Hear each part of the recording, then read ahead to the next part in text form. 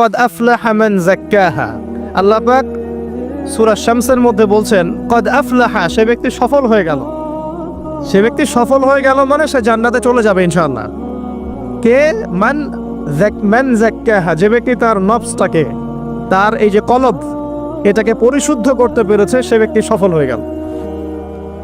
ওয়াকাদ খাবা মান দাসাহা, আর যে ব্যক্তি তার নফসটাকে পরিশুদ্ধ করতে পারলো না, সে ব্যক্তি ধ্বংস হয়ে গেল। নফস কিভাবে পরিশুদ্ধ হবে, এটা আমাদের আজকের আলোচনার টপিক। তার আগে আমরা বলি, 5 ওয়াক্ত নামাজ ছাড়া নফস কখনো পরিশুদ্ধ হবে না। আজকে আমরা অনেক যদি আলোচনা করি, বাসায় কিছু নিয়ে যেতে না পারি, তাহলে আলোচনার কোনো লাভ নাই, কোনো ফায়দা নাই। মানুষকে দেখানো, তাকবীর দেয়া, এই যে আমাকে প্রোটোকল দিয়ে নিয়ে আসলেন, ঠিক আছে, ভালোবাসা ভালোবাসার জায়গায়, কিন্তু দিন শেষে যদি আমরা আল্লাহর সামনে আত্মসমর্পণ করতে ব্যর্থ হই, তাহলে এই মাহফিলগুলোর বরকত নষ্ট হয়ে যাবে। আমরা কি চাই যে মাহফিলের বরকত নষ্ট হয়ে যাক? আসরের জামাত আমরা আদায় করেছি, এই জামাত আমাদেরকে শৃঙ্খলা শিখিয়েছে, শিখায় নাই? একজন ইমাম লিড দিলেন নামাজে, আপনারা তাকে ফলো করলেন, তাই নয় কি? এটাই তো হচ্ছে মুসলিম উম্মার বৈশিষ্ট্য। মুসলিম উম্মা হবে শৃঙ্খলাবদ্ধ জাতি, যাদের প্রতিটা কাজ হবে সুশৃঙ্খল। আর আমাদের কাজগুলো কি এখন সুশৃঙ্খল? আমরা কিন্তু উশৃঙ্খল জীবনযাপন করি। দেখবেন ওই যে একটা হাদিস আছে শেষ জামানায়, যে নারী পুরুষের পোশাক পরবে, পুরুষ নারীর পোশাক পরবে। এই যে উশৃঙ্খলতা দেখেন না এখন শেষ জামানায়। আপনি দেখবেন এমন এক শ্রেণীর মেয়ে বের হয়েছে বাজারে, রাস্তাঘাটে, সমাজে, যারা কাপড় পরবে কিন্তু কাপড় পরেও নগ্ন থাকবে। এই কোনো হাদিস আমি বানিয়ে বলছি না, সবগুলো হাদিস সহি। এখন দলিল দিতে গেলে অনেক সময় চলে যাবে। তো উশৃঙ্খলতার যুগ, কাপড় পরে থাকাটা তাকওয়ার পোশাক, শালীনতা। আর এখনকার যুগটা চলছে কাপড় খোলার যুগ। কথা ঠিক না? ঠিক বলেন। এখন মানুষ কাপড় খুলতে পারলে বেশি কমফোর্ট ফিল করে। আর আপনারা জানেন না, এই মহাবিশ্বে আমাদের পিতা এবং মাতা আদম এবং হাওয়া আলাইহিস সালাম, তাদেরকে সর্বপ্রথম কে নগ্ন করে দিয়েছিল জানেন? ফালাম্মা যাকাশ শাজারা, যখন আমাদের পিতা মাতা ওই গাছের কাছে চলে গেলেন। কোন গাছ? যেটা আল্লাহ পাক বলেছিলেন ফালা তাকরাবা হাযিহিশ শাজারা। ওই গাছের কাছে যখন তারা চলে গেলেন, তার ফল খেয়ে ফেললেন। বাদাত লাহুমা সাওআতিহিমা, তাদের এই যে পোশাকটা, এই পোশাকটা খুলে পড়ে গিয়েছিল এবং লজ্জাস্থান উন্মুক্ত হয়ে গিয়েছিল। তো সর্বপ্রথম আমাদের পিতা মাতাকে নগ্ন করে দিয়েছিল কে? ইবলিস। এখন যারা মুসলিমদের গা থেকে কাপড় খুলে ফেলতে চাচ্ছে, এরা তাহলে কার অনুসারী? দলিল কি পেয়েছেন? বানিয়ে বলি নাই, সূরা আরাফ পড়েন, পেয়ে যাবেন ইনশাআল্লাহ। কোন সূরা? সূরা আরাফ। প্রথম নসিহত প্রিয় ভাইরা, এই যুগটা হচ্ছে উশৃঙ্খলতার যুগ। এই যুগে মানুষ আল্লাহ পাকের হালালকে খুব কমই পরোয়া করে। আল্লাহর হালালকে মানুষ হারাম করে নিচ্ছে, আর আল্লাহর হারামকে মানুষ হালাল করে নিচ্ছে। আল্লাহ পাকের বিশাল একটা হারাম হচ্ছে সুদ বা রিবা, আর এখন আমাদের উপর রিবা হয়ে গেছে ওয়াজিব। নাউজুবিল্লাহ। একটা দেশ নাই যেটা সুদমুক্ত, একটা জেলা পাবেন না সুদমুক্ত, একটা গ্রাম, থানা, ইউনিয়ন পাবেন না সুদমুক্ত। নবীজি এই যুগের কথাই হয়তোবা বলেছেন, যে যুগে মানুষ সুদ থেকে বেঁচে থাকতে চাইলেও সুদের ছিটা ফোঁটা গিয়ে তার গায়ে লাগবে। মনে করেন আপনি একটা কনস্ট্রাকশন করেছেন, একটা সুদী প্রতিষ্ঠান থেকে লোন নিয়েছেন। এখন আপনি ওই কনস্ট্রাকশনটা ভাড়া দিয়েছেন, সেখানে মনে করেন আমি ভাড়া নিয়েছি, আমি আপনাকে মাসে মাসে ভাড়া প্রদান করছি। আপনি সেই ভাড়ার টাকাগুলো কালেক্ট করছেন, করে সেই প্রতিষ্ঠানের লোন শোধ করছেন। প্রত্যক্ষভাবে না হলেও আমি কিন্তু পরোক্ষভাবে সুদে হেল্প করছি। আমি বুঝাতে পারছি না মনে হয়। এর বাইরে 1% মানুষও এখন পৃথিবীতে নাই যে ব্যক্তি রিবা থেকে বাইরে, ইচ্ছাকৃত হোক অনিচ্ছাকৃত হোক। আর এই প্রসঙ্গ আসলে আমি 2-4টা কথা না বলে থাকতে পারি না। সেটা হলো, নবী সাল্লাল্লাহু আলাইহি ওয়াসাল্লাম বলেছেন, রিবার 73টা শাখা আছে পাপের, তার মধ্যে সবচেয়ে নিচু শাখা হচ্ছে নিজের মাকে বিয়ে করা। সহিহ বুখারীর একটা বর্ণনা এসেছে, যে ব্যক্তি 1 দিরহাম সুদ খায়, দিরহাম কি? রৌপ্য মুদ্রা। কোথায় আছে? জাদুঘরে। কোথায় আছে? মার্কেটে আছে। রৌপ্য মুদ্রা দেখেছেন জীবনেও? স্বর্ণ মুদ্রা দেখেছেন? কোরআনে আছে, হাদিসে আছে, মার্কেটে নাই। কেন মার্কেটে নাই? কারণ পশ্চিমারা স্বর্ণ এবং রৌপ্য মুদ্রাকে হারাম করে দিয়েছে। পশ্চিমারা স্বর্ণ এবং রৌপ্য মুদ্রার ডিলিংসটাকে মার্কেট থেকে উঠিয়ে দিয়েছে। এই জন্য আপনি মার্কেটে গোল্ড কয়েন এবং সিলভার দিরহাম পাবেন না। কিন্তু আল্লাহর রাসূল সাল্লাল্লাহু আলাইহি ওয়াসাল্লামের যুগে এটা ছিল। এখন অনেক মানুষ দেখবেন বেদাত নিয়ে কথা বলে একদম ফেনা বের করে ফেলছে। অর্থনৈতিক সেকশনের বেদাত চোখে পড়ে নাই। এখন বলতে পারে এটা তো দুনিয়াবি বিষয়। বাস্তবিক অর্থে এটা দুনিয়াবি বিষয় নয়। কারণ এই পেপার মানির মধ্য দিয়ে, ইলেকট্রনিক মানির মধ্য দিয়ে আপনার সম্পদকে সিজ করে চুষে খাওয়া হচ্ছে, আপনি বুঝতে পারছেন না। এখন প্রতারণা করা কি জায়েজ না জায়েজ? শোয়েব আলাইহিস সালামের নাম শুনেছেন? একটা কম ছিল মাদিয়ানে, শোয়েব আলাইহিস সালামের কম। এই কম সম্পর্কে আল্লাহ পাক যখনই কথা বলেছেন তখনই তাদের একটা দোষ উল্লেখ করেছেন। সেটা কি? সেটা হচ্ছে যে তোমরা অন্যায়ভাবে মানুষের সম্পদ আত্মসাৎ করো না। তোমরা অন্যায়ভাবে মানুষের সম্পদ আত্মসাৎ করো না। এই কাজটা করতো শোয়েব আলাইহিস সালামের কম, এবং তারা মাপে কম দিত, জনগণের অর্থ সম্পদ লুটে পুটে খেত। আল্লাহ রাব্বুল আলামিন তাদেরকে ভূমিকম্প দিয়ে ধ্বংস করে দিয়েছে। এখন এই পুরো মনিটারি সিস্টেম যেটা চলছে, এর মধ্য দিয়ে গরিব যে দেশগুলো আছে, স্বল্প উন্নত দেশ বা মধ্যম পর্যায়ের দেশ বা আরও নিম্ন পর্যায়ের অর্থনৈতিক সেকশনে, তাদের রক্তগুলো চুষে চুষে খেয়ে একটা সভ্যতা আজকে বিশাল বিশাল অট্টালিকা নির্মাণ করেছে। এই যে অন্যের রক্ত চুষে নিজে বড়লোক হওয়া, এটা কি হালাল না হারাম? এই কারণেই এই মনিটারি সিস্টেমের মধ্যে হারাম আছে। এই যুগটা সেই যুগ যেখানে মানুষ আল্লাহর হারামকে হালাল করে নিয়েছে আর হালালকে হারাম করে নিচ্ছে। রিবা একটা টাটকা হারাম, আমরা এটাকে হালাল করে ফেলেছি। এখন এই হাদিসগুলো শুনলে আমাদের গায়ের মধ্যে দাগও কাটে না, অন্তরটা কেঁপে ওঠে না, আমাদের কলবে কোনো নড়া দেয় না। নবী সাল্লাল্লাহু আলাইহি ওয়াসাল্লাম বলছেন, এক দিরহাম যে ব্যক্তি সুদ খেয়েছে সে যেন 36 বার জিনা করেছে। কতবার? আমি হাদিসটা বানিয়ে বললাম কি বললাম না, আপনারা আলেমদেরকে জিজ্ঞাসা করবেন, বাসায় গিয়ে অবশ্যই জিজ্ঞাসা করবেন। যদি দেখেন হাদিস ঠিক আছে, সহিহ, তাহলে আল্লাহর ওয়াস্তে এখন যেমন তওবা করলেন আমি 5 ওয়াক্ত নামাজ ছাড়বো না, ঠিক আমার সাথে আবার তওবা করেন যে সারা জীবন সুদ খাবো না ইনশাআল্লাহ। ইনশাআল্লাহ। নবী সাল্লাল্লাহু আলাইহি ওয়াসাল্লাম 4 শ্রেণীর মানুষকে অভিশাপ করেছেন। এক শ্রেণী যে সুদ খায়, 2 নাম্বার যে দেয়, 3 নাম্বার যে সাক্ষী থাকে, 4 নাম্বার যে লিখে রাখে। এখন আপনি বলেন এই পুরো মনিটারি সিস্টেমের মধ্যে এই 4 শ্রেণীর মানুষ আছে না? কোনো না কোনোভাবে আমরা এর সাথে সম্পৃক্ত নই কি? সম্পৃক্ত। অতএব আল্লাহর এই বাণীকে যদি ভয় করেন, কোন বাণী? আল্লাহ পাক বলছেন, ইয়া আইয়ুহাল্লাযীনা আমানু, হে মুমিনগণ, ইত্তাকুল্লাহ, তোমরা আল্লাহকে ভয় করো। ওয়াযারু মা বাকিয়া মিনার রিবা ইন কুনতুম মুমিনিন, তোমরা সুদের অবশিষ্ট অংশগুলো ছেড়ে দাও যদি প্রকৃতপক্ষে তোমরা মুমিন হয়ে থাকো। ওয়া ইল্লাম তাফআলু, তোমরা যদি সুদ না ছাড়ো, আল্লাহর হুঁশিয়ারি শোনেন, যদি তোমরা সুদ না ছাড়ো, ফাযানু বিহারবিন মিনাল্লাহি ওয়া রাসূলিহি, আর আল্লাহ এবং তার রাসূলের সাথে যুদ্ধের ঘোষণা শুনে রাখো।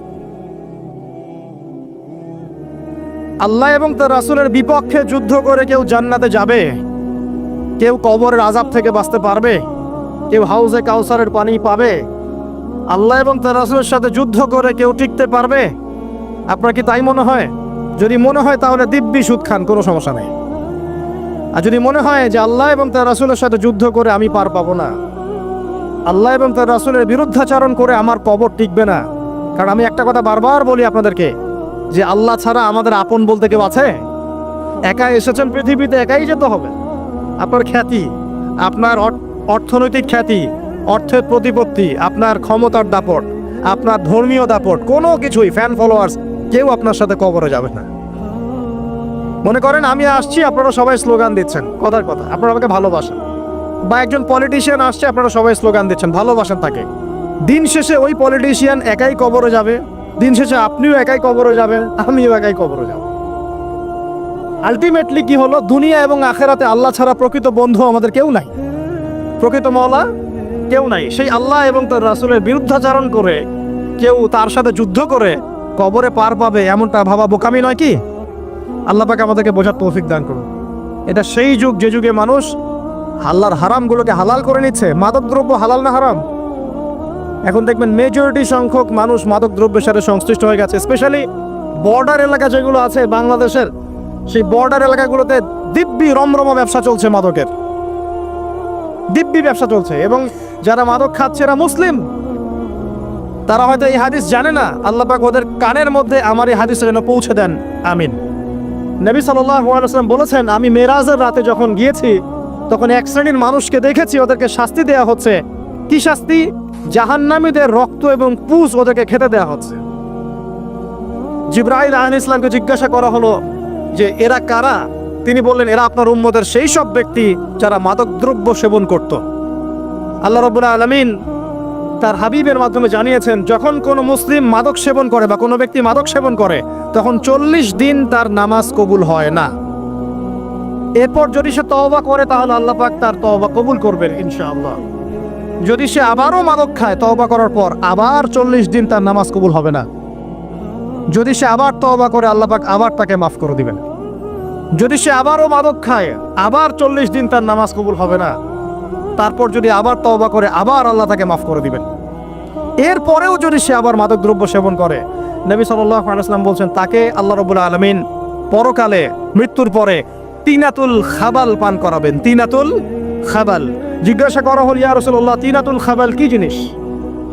নবী সাল্লাল্লাহু আলাইহি ওয়াসাল্লাম উত্তর দিচ্ছেন, এটা হচ্ছে জাহান্নামীদের রক্ত, মাংস, এগুলো পুড়ে পচে যে রসটা বের হবে, এটা হচ্ছে তিনাতুল খাবাল। এই যে দুনিয়াতে যারা ওয়াইন খাচ্ছে, শ্যাম্পেইন, ওয়াইন, বিয়ার, তারপরে যে কি ভোদকা, হ্যাঁ, গাঁজা, হেরোইন, ফেন্সিডিল, ইয়াবা, একটা বিষয় শোনেন, কি কারণে আপনি সেখানে যাচ্ছেন? হতাশা অথবা সঙ্গদোষ অথবা পারিবারিক চাপ অথবা যে গার্লফ্রেন্ড ছেড়ে চলে গেছে, এই তো বিষয়গুলো। কি কারণে মানুষ মাদকের কাছে যায়, কেন যায়, কারণটা কি? আমরা যখন ফিলোসফি পড়তাম তখন একটা তত্ত্ব পড়ানো হয়েছে আমাদেরকে। তত্ত্বটার নাম হচ্ছে কার্যকারণ তত্ত্ব। মানে প্রত্যেকটা কাজের পিছনে একটা কারণ থাকে, ঠিক আছে? এই যে মুসলিমরা নামাজ পড়ে কেন? আল্লাহর জন্য। মুসলিমরা যাকাত দিবে কেন? আল্লাহকে সন্তুষ্ট করার জন্য। মুসলিমরা প্রতিটা কাজ কেন করে? পরকালের স্বার্থে। পরকালের স্বার্থ নাই, আমি নাই। যে কাজে পরকালের স্বার্থ নাই সে কাজে মুসলিমরা নাই। তাই প্রতিটা কাজের পিছনে একটা কারণ থাকে। দেখবেন কেন সে সুদ খাচ্ছে? তার পরিবারের স্বার্থে।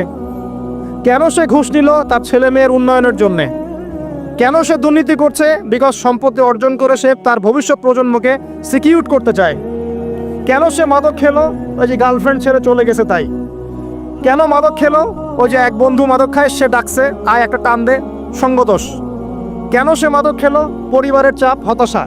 কেন মাদক খাচ্ছে? চাকরি পায় না, বেকার, মাদক খাচ্ছে। মানে মেন্টাল চাপগুলো নিতে পারছে না, সে মাদক খাচ্ছে। সবচেয়ে বেশি মানসিক চাপ কাদের উপর আসে জানেন? 1 নম্বর নবীগণের উপরে, 2 নম্বর আল্লাহর সৎ বান্দাদের উপরে, তারপর যার ঈমান যত উঁচু তার উপর মানসিক চাপ তত বেশি আসে।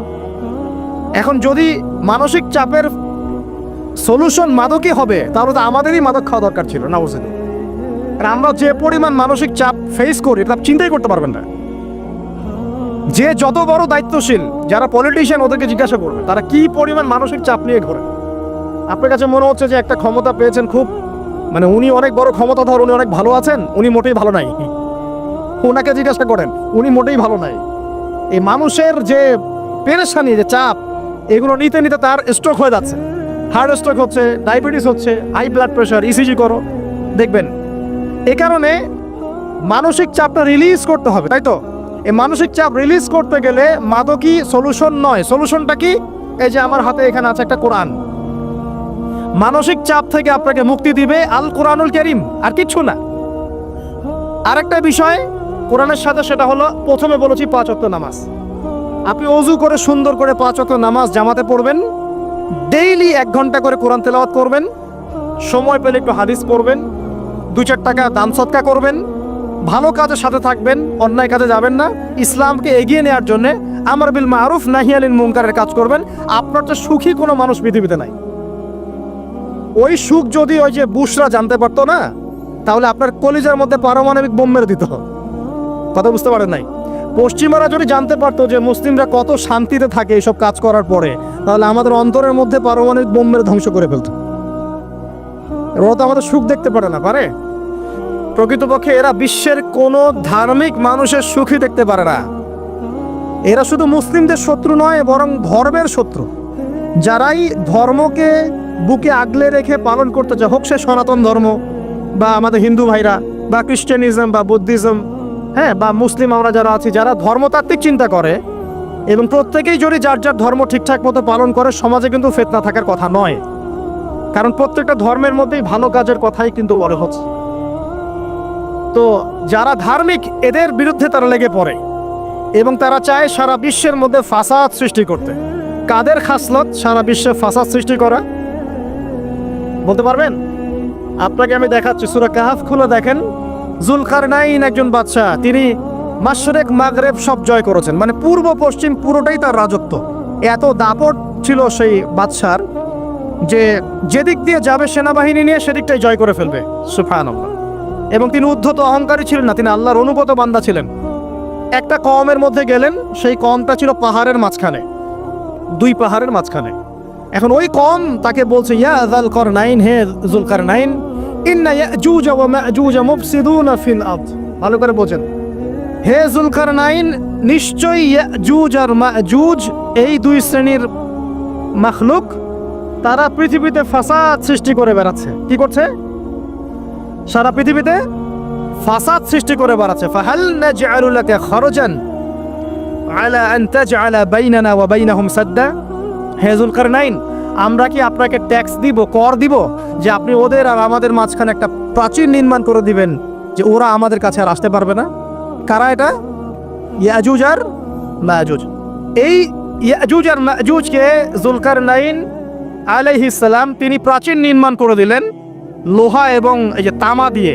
এরপর তারা আর ওই কওমের ক্ষতি করতে পারলো না। কিয়ামতের আগে আগে তারা বের হয়ে আসবে এবং সারা বিশ্বে ফাসাদ সৃষ্টি করবে। এখনো তারা বের হয়ে আসছে, আমি সেটা বলছি না, কিন্তু এখন পুরো বৈশ্বিক প্রেক্ষাপটে যারা বিশ্বে ফাসাদ সৃষ্টি করে বেড়াচ্ছে, এদের মধ্যে এই ইয়াজুজ মাজুজের খাসলত আছে, চরিত্র আছে। দেখবেন ওই দিকে ইউক্রেনকে ব্যস্ত রেখেছে রাশিয়ার এগেনস্টে এবং নিউক্লিয়ার যুদ্ধ বাঁধানোর পায়তারা করছে। এটা অলমোস্ট আমাদের ঘরের কোনায় চলে এসেছে। নকিং অ্যাট দ্য ডোর বলে একটা কথা আছে ইংরেজিতে, একদম ঘরের কোনায়। যে কোনো মুহূর্তে দেখবেন ওয়ার্ল্ডে একটা ম্যাসাকার সৃষ্টি হয়ে গেছে। ওইদিকে তাইওয়ানকে ব্যস্ত রেখেছে চায়নার এগেনস্টে, ওইদিকে ইসরায়েলকে ব্যস্ত রেখেছে প্যালেস্টাইনিদের এগেনস্টে, এদিকে দেখবেন যে ইরাকে ব্যস্ত রেখেছে এই কন্টিনেন্টকে ISIS দিয়ে। ঠিক আছে, বাংলাদেশকেও ব্যস্ত রাখার চেষ্টা করছে মায়ানমারকে দিয়ে, দেখছেন না? তো পুরো বিশ্ব জুড়ে এদের এজেন্ডা হচ্ছে সারা বিশ্বে আমরা ফাসাদ সৃষ্টি করে মানব জাতিকে কমিয়ে ফেলবো, মুসলিমদেরকে ধ্বংস করব, মুসলিম যুবকদেরকে পর্ন দেখাবো, ওদেরকে মাদক খাওয়াবো, ওদের মধ্যে জেনা, অশ্লীলতা, পরকীয়া ছড়িয়ে দিব, হ্যাঁ, এবং মহামারী ছড়িয়ে দিব, দিয়ে মুসলিম জনসমষ্টিকে কমিয়ে নিয়ে আপোষে ক্রন্দলে লাগিয়ে দিয়ে আস্তে আস্তে আমরা বিশ্বে শাসন করতে হবে, এদেরকে ডমিনেট করে দিই। এবং এই এজেন্ডা বাস্তবায়নের দিকে তারা এগিয়ে যাচ্ছে সুকৌশলে। আর আমরা কি করছি ভাই? আমরা শুধু কাজ যতটুকু না করছি তার চেয়ে বেশি আমরা আইওয়াসা শোডাউন করছি। দেখেন বেশিরভাগ মানুষ আমাদের নামাজের খবর নাই, বেশিরভাগ মানুষ তাজকি আত্মশুদ্ধির খবর নাই, ভালো আলেমের কাছে এসে পড়ে থাকবে কোনো খবর নাই, কোরআন পড়া শিখবে এসবের খবর নাই।